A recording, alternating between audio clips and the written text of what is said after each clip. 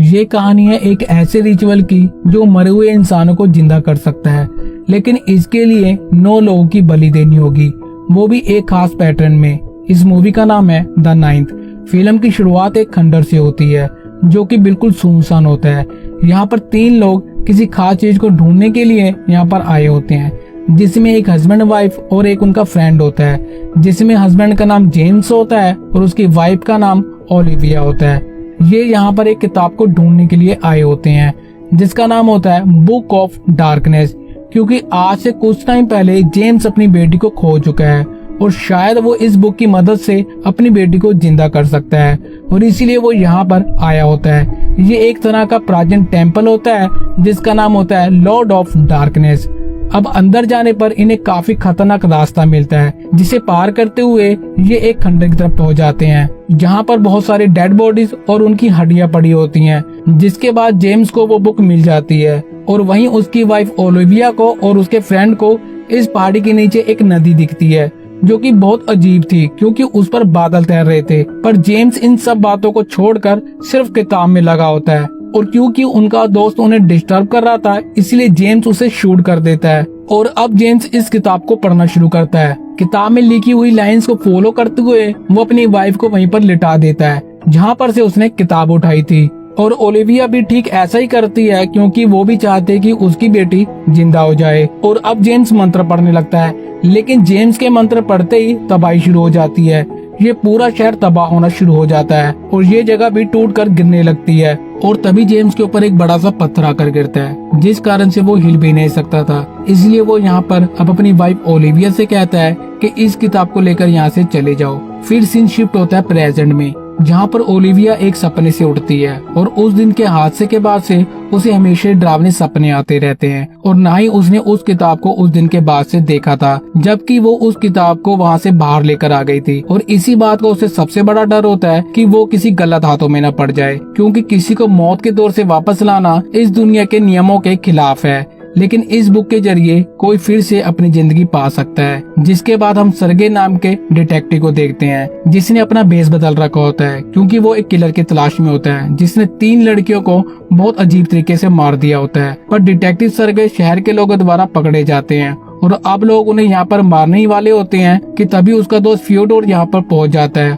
और क्योंकि वो एक ऑफिसर होता है तो सभी लोग यहाँ से भाग जाते हैं। और वहीं शहर की दूसरी तरफ हम एक और मर्डर देखते हैं, जहाँ पर एक लड़की को बहुत बुरी तरह से मार दिया गया होता है, साथ ही साथ उसका दिल भी निकाल लिया होता है। और उस लेडी के पास से उन्हें एक अंडा मिलता है जिस पर उन्हें एक विर्चुअल का साइन मिलता है, जिससे वो समझ जाते हैं कि इस लड़की को भी उसी ने मारा होगा जिसने पहले 3 हत्याएं की हैं। सरगे यहाँ पर यह भी बताता है कि ये किलर सिर्फ लड़कियों को ही अपना शिकार बनाता है और एक पैटर्न में उन्हें मारता है। जिसके बाद सरगे और फियोडोर इस अंडे को एक साइंटिस्ट के पास लेकर जाते हैं और उसे इस अंडे को देकर पूछते हैं कि ये क्या है, और वो ये बताता है कि ये एक हेल्दी सिंबल है, यानी कि इससे बुरी शक्तियां दूर रहती है। और यहाँ पर वो ऑफिसर वहीं पर लगे एक पोस्टर को देखता है, बिल्कुल सेम एक ऐसा ही सिंबल जो कि एक शो का पोस्टर होता है, जो शो ओलिविया का शो होता है। जिसके बाद ये इस केस को सॉल्व करने के लिए और अपनी क्यूरियोसिटी के चलते इस शो को देखने के लिए जाते हैं। और अब यहाँ पर ओलिविया अपना हैवी मैजिक शो दिखाती है, जिसमें वो अपने खाली हाथों से आग निकालने के बाद किसी भी मरे हुए आदमी से बात करवा सकती थी। दरअसल ओलिविया के पास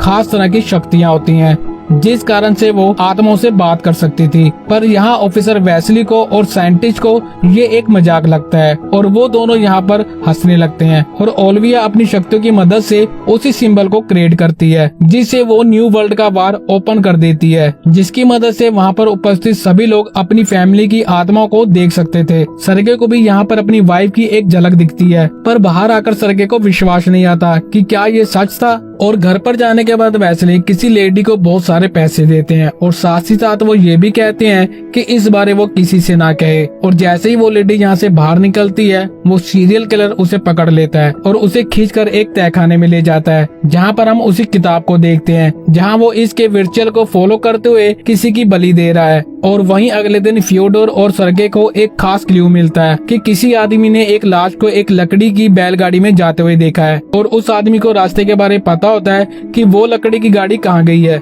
और इधर सरगे को भी एक खास बात पता चलती है कि ये सीरियल किलर अपने सिंबल के हिसाब से मर्डर कर रहा है और उसी पैटर्न को सोल्व करते हुए इन्हें एक और लाश मिलती है जिसकी आंख निकाल ली गई होती है। जिसके बाद सरगे अब सीधा ओलिविया के तरफ जाता है और उसे अपनी वाइफ की रिंग देकर पूछता है कि मेरी वाइफ की आत्मा से पूछो कि उसकी मौत कैसे हुई, जो कि उस किलर की लास्ट विक्टिम होती है। और वो ऐसा झूठ बोलता है ताकि ओलिविया कंफ्यूज हो जाए और ओलिविया सरगे को बताती है कि मैं आत्माओं से कांटेक्ट करने की कोशिश कर सकती हूँ, लेकिन वो मेरे सवालों का जवाब दे या ना दे ये उसकी मर्जी है। पर सरगे कहता है तुम फिर भी करो। और अब ओलिविया रिचुअल स्टार्ट करती है और चारों तरफ सारे सामान हिलना शुरू हो जाते हैं और वो ठीक थी पिछले विक्टिम की सारी सच्चाई बता देती है, जबकि अंगूठी सरगे की वाइफ की होती है और पिछले विक्टिम से उसको कुछ भी लेना देना नहीं होता है, जिससे सरगे ओलिविया को रंगे हाथों पकड़ लेता है कि वो सबको बेवकूफ बना रही है। जिसके बाद सरगे ओलिविया को सारी लाशें दिखाता है और कहता है कि इन सभी का मर्डर तुमने ही किया है। एंड यहाँ पर वो उसे अरेस्ट कर लेता है, लेकिन वहीं दूसरी तरफ ये हत्यारा अभी भी खुलेआम घूम रहा था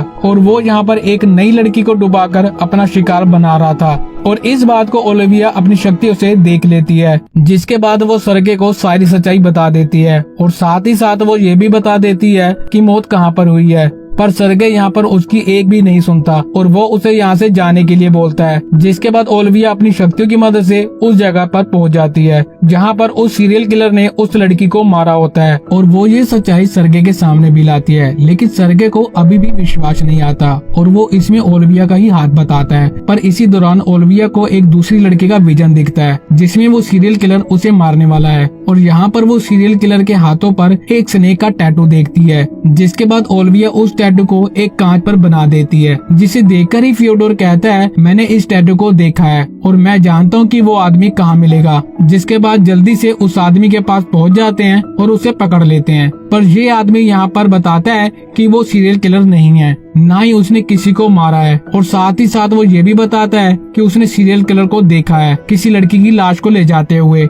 मैंने उसे पकड़ने की कोशिश की थी पर मैं उसे पकड़ नहीं पाया और उसके पास से मुझे एक घड़ी मिली। फिर उस घड़ी की डिटेल निकालने के बाद पता चलता है कि ये घड़ी साइंटिस्ट वेस्ली की है। जिसके तुरंत बाद पुलिस उनके घर आ जाती है और चारों तरफ से तहकीकात करने लग जाती है, जहाँ पर उन्हें ताजा खून से सने हथियार और कपड़े मिलते हैं। और अब साइंटिस्ट वेस्ली को यहाँ पर गिरफ्तार कर लिया जाता है। साइंटिस्ट वेस्ली कहते हैं कि मेरी कोई भी गलती नहीं है, मुझे फंसाया जा रहा है, ये सब एक चाल है। और वो यहाँ पर बताते हैं कि ये खून उन्हीं के पेट का है जो कि एक मैजिक वर्चुअल के चलते मारा गया। और रही बात मेरी वॉच की, तो ये मैंने अपनी नौकरानी को दे दी थी ताकि उसका मुंह बंद रहे, लेकिन उसी दिन वो शिकार हो गई उसी सीरियल किलर की और इसलिए उस सीरियल किलर के पास मेरी घड़ी थी। और जल्दी ही ये साबित भी हो जाता है कि वेस्ली सच बोल रहा है, क्योंकि जिस दिन शहर में पहला मर्डर हुआ था वो इस शहर में नहीं थे और भी कई तरह के सबूत मिल जाते हैं जिससे साबित होता है कि वेस्ली ने मर्डर नहीं किया है। और वहीं ओलिविया की बातों पर सरगे अब विश्वास करने लगता है क्योंकि ओलिविया की सारी प्रेडिक्शन सही निकलती है। और अब ओलिविया सरगे को ये बताती है कि इस शेप के अनुसार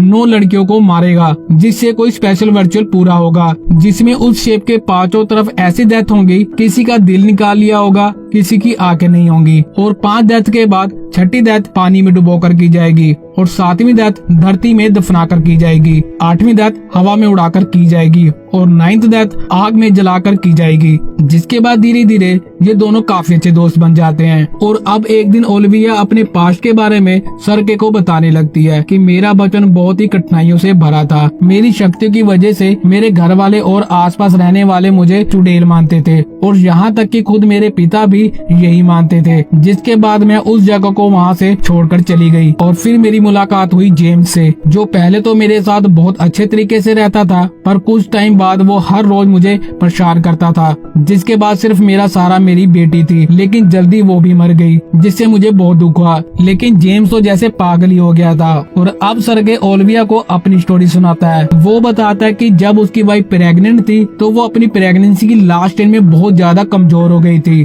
और डिलीवरी के टाइम डॉक्टर मुझे बताते हैं माँ या बच्चे में से किसी एक को ही बचाया जा सकता है और मैंने इस फैसले में देर कर दी, जिस कारण दोनों ही मारे गए। और इसी बातचीत के दौरान ओलिविया को एक लड़की जमीन में गाड़ी जाती हुई दिखाई देती है, यानी कि वो किलर अपने काम पर लग गया था, जिंदा ही जमीन में दफना देता है। और ये दोनों उसे ढूंढते हुए एक शमशान में पहुंच जाते हैं, पर जब तक ये उस लड़की के पास पहुंचते हैं वो मर गई होती है। और यहीं पर सरगे सब कुछ यहाँ पर चेक कर रहा होता है कि तभी वो सीरियल किलर ओलिविया को अपने साथ ले जाता है। सरगे तुरंत उसे पकड़ने की पूरी कोशिश करता है और काफी दूर तक उसका पीछा भी करता है, पर वो किलर उसके हाथों से निकल जाता है। और वहीं फियोडोर उस सीरियल किलर की तस्वीर की मदद से उसे ढूंढ रहा होता है और फियोडोर उसे ढूंढते ढूंढते एक हवेली की तरफ पहुंच जाता है। लेकिन तभी एक आदमी उस पर हमला कर देता है जो उसे जान से मारने वाला होता है। और वहीं ओलिविया भी अब खतरे में होती है। जब उसकी आँख खुलती है तो वो अपने आप को एक अजीब सी जगह पर पाती है और यहाँ पर कैद आत्माएं उसे पूरी तरह से परेशान करने लगती हैं। ये उन्हीं लड़कियों की आत्माएं होती हैं जिन्हें इस हत्यारे ने पहले से मार दिया होता है। इसलिए ज्यादा देर न करते हुए ओलिविया यहाँ से उस बुक को लेकर भागने लगती है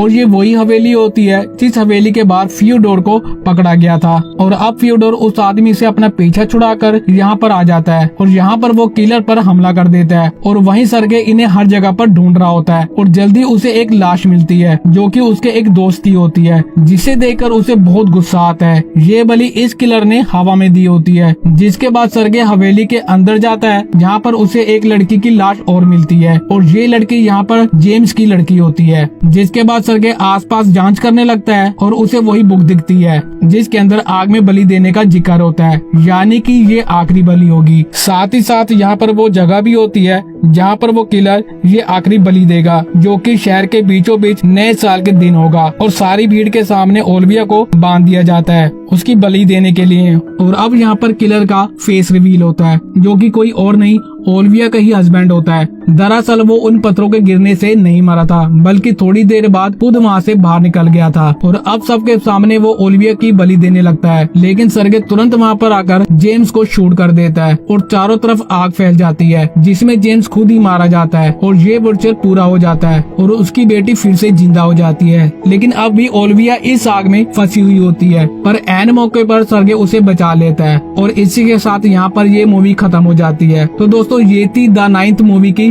कहानी। आपको ये वीडियो कैसी लगी कमेंट बॉक्स में जरूर बताना और ऐसी मजेदार वीडियो के लिए चैनल को सब्सक्राइब जरूर करें और वीडियो को लाइक और शेयर भी जरूर कर देना। धन्यवाद।